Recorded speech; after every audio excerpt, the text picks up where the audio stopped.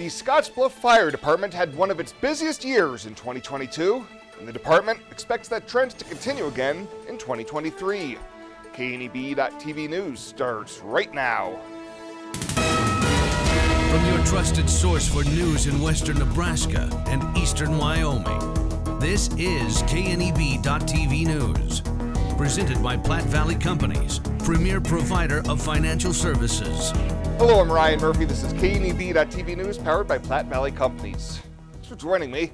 In our top story, the Scottsbluff Fire Department had a busy 2022, with thousands of calls for service, welcoming new faces, and saying goodbye to a nearly 20-year veteran. During last week's City Council meeting, Scottsbluff Fire Chief Tom Shingle presented the department's annual report to the council. Some of the headlines from the report included the hiring of Katie Quintana as fire marshal, hosting a youth firefighter camp for kids aged 10 to 14, and responding to 2,524 calls. We had a few illnesses, injuries. We had an increase in our service demand. We even had the passing one of our captains, Captain Ryan Ward. So it was quite a year that we went through, but we got through it and continue to provide good service to the community. Shingle says firefighters responded to 80 fires last year, and crews had a 99% rate of property saved from being a total loss. He says the average response time was 4 minutes 55 seconds, and December was their busiest month, with a 33% spike in calls over the next busiest month. Well, Nebraska Public Power District has narrowed down their choice for routing a second transmission line between the two substations that serve the city of Scottsbluff, and will hold a public hearing for the project next month.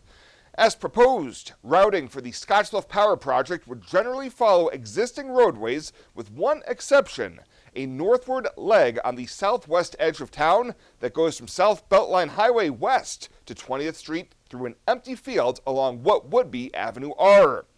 1 hour prior to the hearing on March 14th at 7 p.m. at the Hampton Inn, an open house will be offered and will be self-paced, so attendees have time to visit with the project team. The public hearing, required under state statutes, is conducted to present the proposed transmission line project, with NPPD representatives making a presentation that will discuss the project need, engineering aspects, line route selections, and the easement acquisition process. NPPD will take questions and comments at the conclusion of the formal hearing, and once the public hearing concludes, there will be a 30-day comment period. We'll have more news right after this. Swipe right, swipe left, endlessly searching. Finding the perfect match isn't always perfect, but it can be when it comes to finances. Nora found the perfect business loan. Jenny opened her first savings account. Grammy loves her checking account. We found a match for Wilson Farms. The Sandersons were matched with a mortgage. Regardless of your financial situation, Platte Valley Bank will match you with the perfect solution. Find your match at Platte Valley Bank.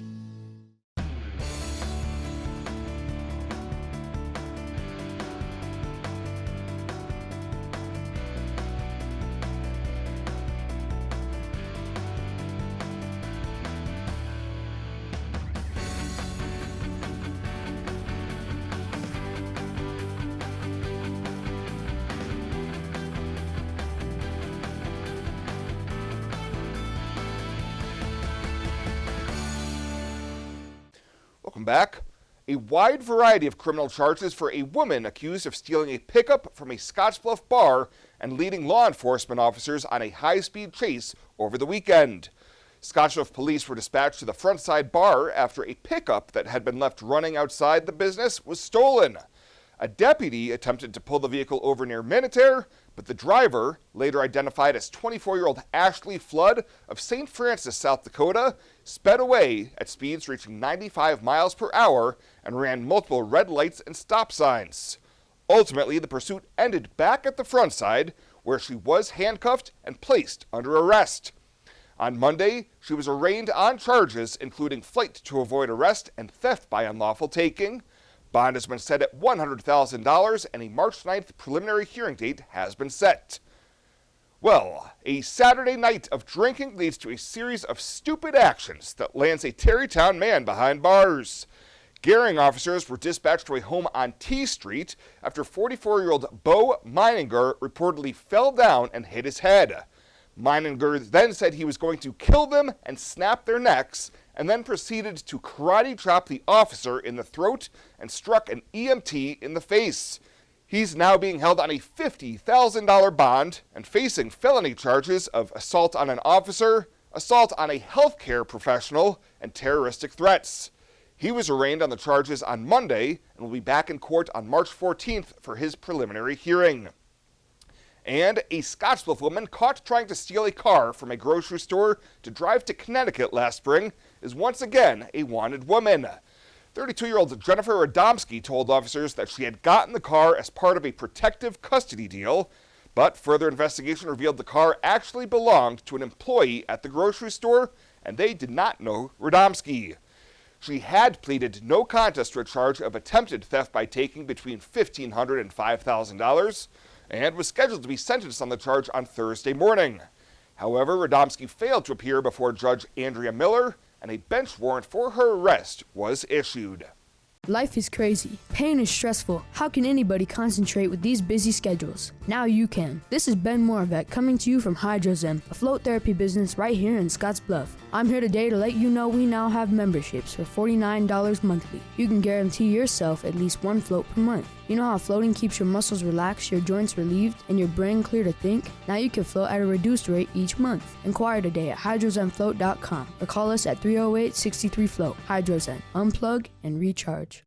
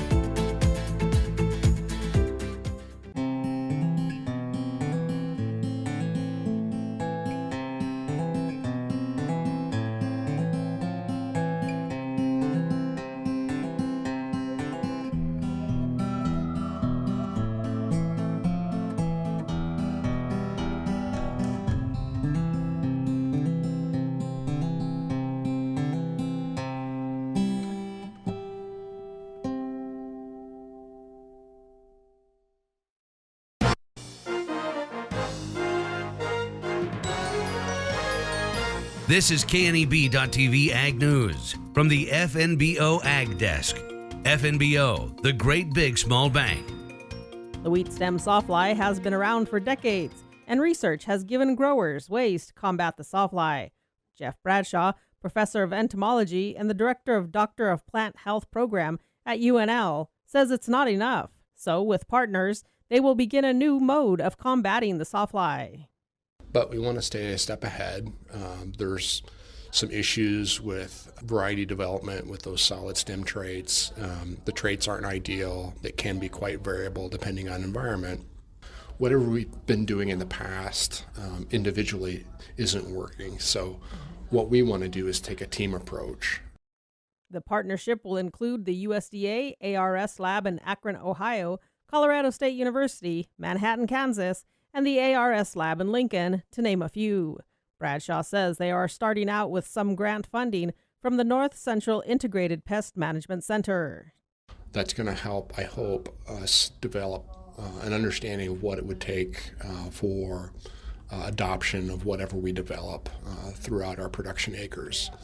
So one project we'll be doing this summer, we'll be looking at a wheat stem sawfly survey to kind of capture in numbers where the problems are, the intensity of it, and then linked to those wheat stem sampling sawfly sites, we're going to have focus group conversations with growers, again, get a really qualitative understanding of what the issues are from their perspective. The partnership groups are looking to gain funding and develop solutions together for combating the wheat stem sawfly.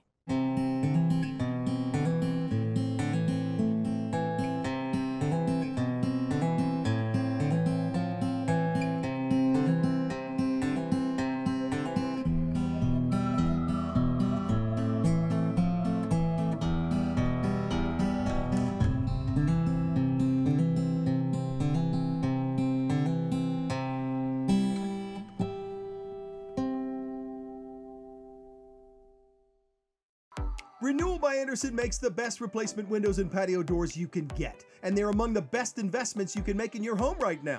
Mortgage interest rates have doubled in just the last year. People are renovating their homes rather than moving. Renewal by Andersen windows and patio doors are a fantastic investment. Great tax incentives right now, 5-star energy rated, significantly cut your energy bills, and make your home much more valuable in a buyer's market. Snap that QR code, visit rbawyoming.com right now to start the conversation.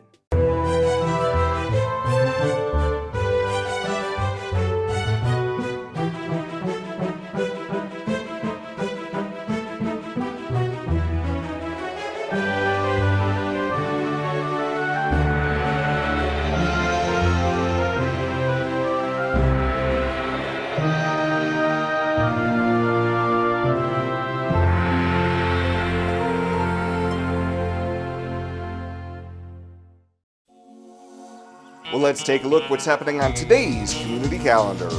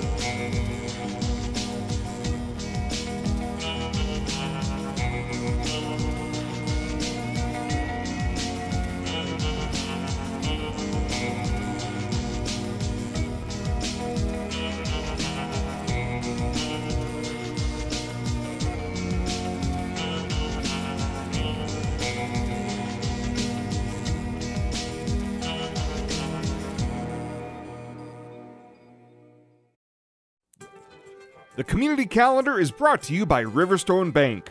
Community strong with the people you know and trust. Better sleep and better health can be found at Western Sleep Medicine in Gering. Since 2006, Western Sleep Medicine has offered the lowest cost sleep testing either in their independent sleep laboratory or the privacy of your own home. You have control over your health care and your out-of-pocket cost. All insurance is accepted for a much lower cost than the regional option. If you need a sleep study, ask for Western Sleep Medicine. They've helped thousands of people over the years and want to help you. Western Sleep Medicine. Better sleep, better health. At Platte Valley Bank, we want to help you plan for tomorrow while you enjoy today. Our personalized trust services can help you do just that. You've worked hard to build your legacy, and you want to make sure that gets passed on for generations to come. We offer the professional guidance necessary to ensure that happens, according to your wishes. We pride ourselves in being friendly and professional while offering a highly tailored full line of trust and estate planning services to accommodate you. You belong here. And finally tonight, more than 70 participants braved the icy waters of the North Platte River on Saturday morning in the 12th annual Panhandle Polar Plunge for Special Olympics Nebraska. A nice crowd of family, friends, and community members were welcomed by Scottsbluff Mayor Jeannie McCarrigan and Gering Mayor Kent Ewing as spectators cheered participants on with this year's event raising over $17,000. All funds raised through the event go to Special Olympics of Nebraska, transforming the lives of over 6,000 individuals with and without disabilities through programming in sports, health, education, and leadership. Well, that does it for us this time. Thank you so much for tuning in. Stay safe out there. We'll see you here next time.